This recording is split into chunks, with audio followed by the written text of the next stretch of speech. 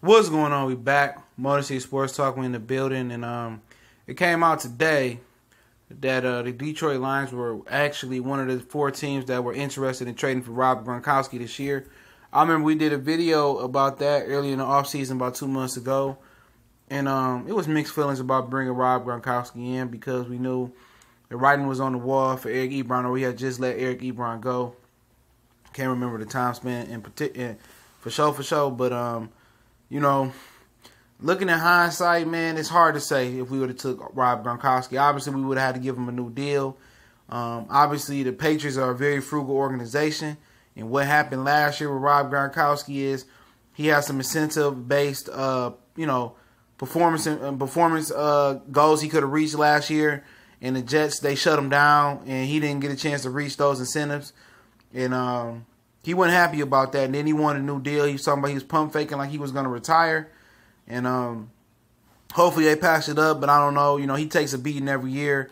He wanted more than his 8.9 base salary that he was supposed to make next season, so I'm sure they didn't give him a new deal again, so I don't know. They potentially still could come back and readdress these trade rumors, but looking at hindsight, I don't know. It's hard to say if we should have traded for Gronk or not. Especially with the cap situation. We have more cap space next year for that type of move. But right now, I don't think we had the cap to bring on Rob Gronkowski.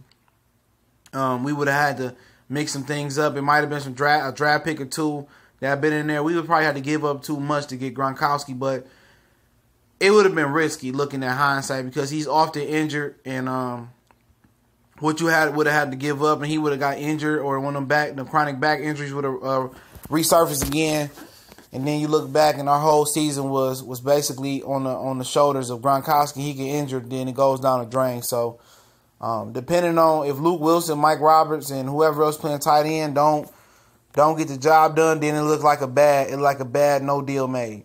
But if they get the job done, or they just efficient enough at the tight end position, then it's okay.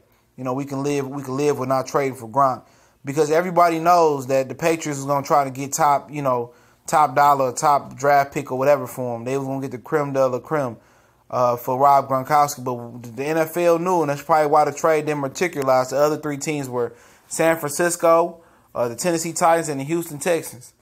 The other teams already knew that his window was closing and he was injury prone. And Gronk wants that money too. And you invest all that money in draft picks and whatever you traded for him. You put all that money into him. He gets injured and it's over with, and you lost all these assets, and it kind of sets your team back for years to come. So him and Stafford definitely would have been deadly, potentially if they knew how to use them. But it didn't happen, and in hindsight right now, we really don't know, because we don't know what Luke Wilson and Michael Roberts are going to bring to the table. And but if you think about it, they was able to put Rob Gronkowski in there with Marvin Jones, Golden Tate, and Kenny Galladay, and you add Rob Gronkowski to that offense. Whew, that's nasty. But who knows? The Patriots probably wanted a second or first round draft pick for him, so you don't end up with Frank Ragnow, or you may not end up with Kerryon Johnson, and it would have made you adjust your draft board, especially with most people thinking that the Lions reached for Tracy Walker. But now that it comes out that Glover Quinn was potentially going to retire, and that's why they reached for Tracy Walker. See how things work like that? So right now I have no words. Right now I'm just going to remain neutral in the situation. But he was a risky trade, and that's why he didn't get traded, because he was such a risk. And I'm pretty sure a lot of teams were not ready to commit a large dollar amount to Rob Gronkowski.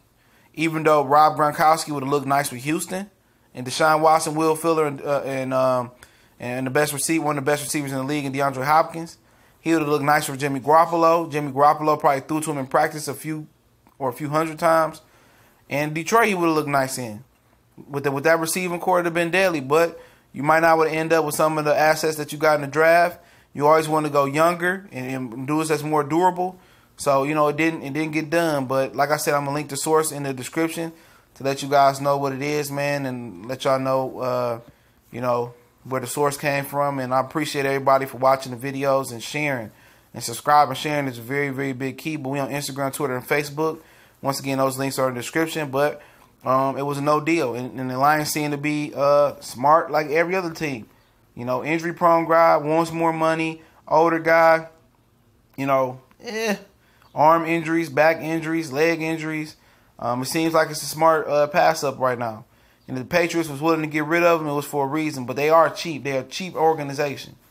They not trying to pay nobody. Not even Tom Brady. Tom Brady's took a pay cuts with the Patriots. So, he looked nice in that Honolulu and silver, right? But I don't think it was worth the risk. But let me know, should the Lions pull the trigger or not pull the trigger?